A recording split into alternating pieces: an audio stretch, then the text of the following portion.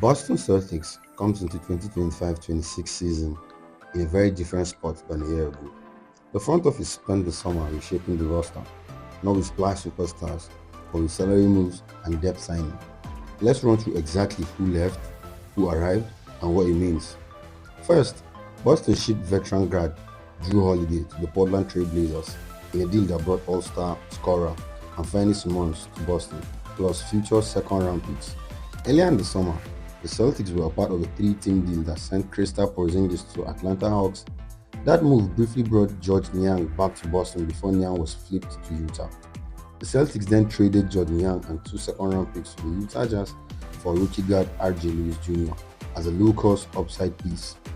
Boston also added front court and depth pieces in free agency, signing veteran Big Chris Boucher and bringing in Luka Garza and Josh Minott on multi-year deals, plus drafting and signing Max Solga to a two-way. On the hardwood, the biggest immediate change is stylistics. Anthony Simmons gives Boston more hit-checking scoring and three-point volume. He's a weapon to lead primary creators. But it's not Drew Holiday's on a ball defense or veteran player of leadership. That creates a trade-off. More scoring burst, slightly less perimeter defense. Losing Kristaps Porzingis removes the rim-protecting, floor-spacing big.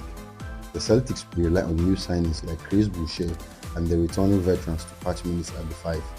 Luka Garza becomes a depth center option, while Josh Minott and Max Olga add wing/G-League depth and roster flexibility.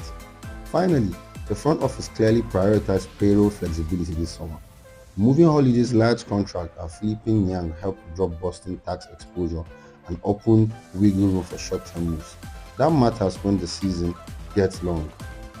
Long term, the Celtics are balancing a win-now instinct with cap management. Bringing in an expiring contract scorer like Simmons and taking a rookie and a two-way in R.J. Lewis Jr. signals Boston that they want to line up juice now while keeping options open next summer. If the new rotation clicks, Boston can still chase a title window around Tatum and Brown.